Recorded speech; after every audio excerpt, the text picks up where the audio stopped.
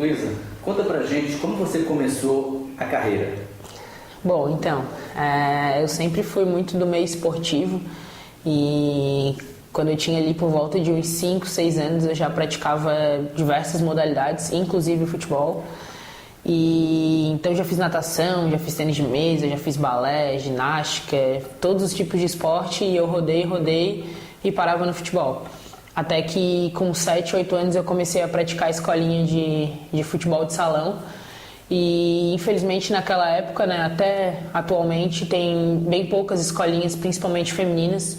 Então a gente estava sempre jogando no meio dos meninos. Não que pra gente fosse problema, a gente só queria jogar bola. Mas pra quem estava vendo de fora, poxa, uma menina jogando no meio de um monte de menino. Então eu comecei a minha carreira no futebol 7, no futebol de salão, no futebol em si, por volta de uns 6, 7 anos de idade. E aí eu tô aí há mais de 15 anos praticando, estou fazendo 23. E isso pra mim é uma honra, poder estar batalhando e ultrapassando os preconceitos por ser uma menina jogando futebol e ainda mais iniciando no meio de um monte de meninos, né? Você jogava em que posição?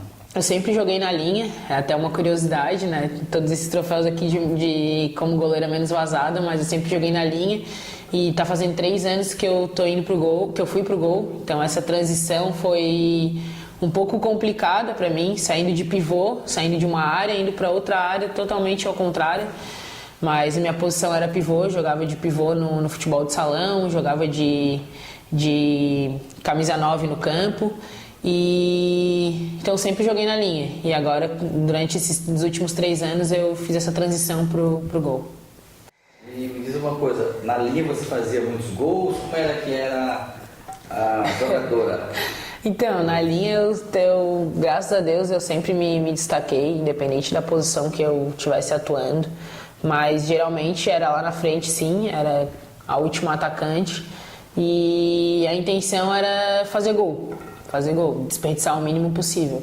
Então eu acredito que por todas as equipes que eu passei, eu consegui contribuir o máximo possível enquanto eu estava ainda jogando na linha. Você chuta com as 2 pernas, uma perna, olha, direita? Eu chuto com as 2, mas como eu tenho muita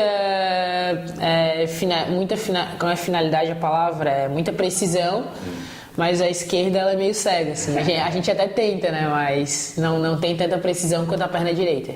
E fazendo uma análise, você acha melhor jogar no gol, na linha, ou as duas têm as dificuldades ou umas características específicas, enfim?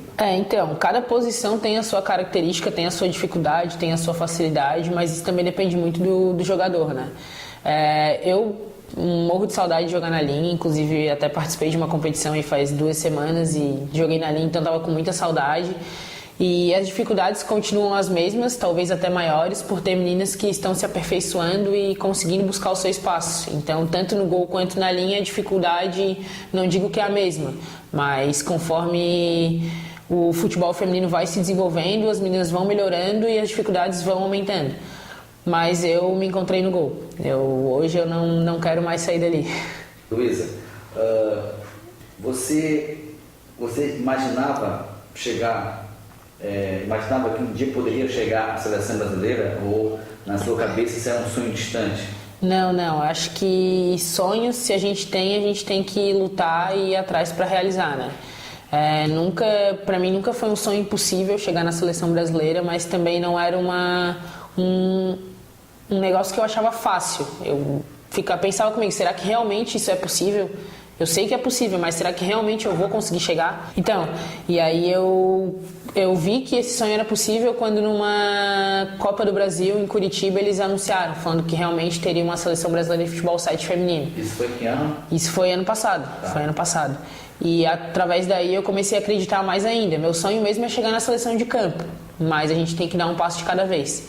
E só de chegar e representar o meu país num campeonato internacional, eu acho que eu já cheguei no topo, mas quero chegar mais alto ainda, se Deus quiser. E como foi essa convocação? Você estava onde que recebeu uma ligação? Foi por WhatsApp, foi e-mail? Conta pra gente esse momento especial na tua vida. Então, tiveram 2 convocações no ano passado, uma pela CBF 7 e a outra pela Federação Internacional de Futebol 7. Na CBF 7, quando eu recebi a ligação contando, eu fiquei assustada, achei que não fosse verdade, mas 1 minuto depois eu já estava ligando para meus pais, para minha mãe, contando para minha família, mas eu não conseguia acreditar ainda por não ser uma informação oficial. Mas a partir do momento que começou a sair os vídeos na internet falando que realmente 2 atletas do Figueirense Futebol Clube haviam sido convocadas, que caiu a ficha, eu vi que o sonho realmente poderia ter se tornado realidade.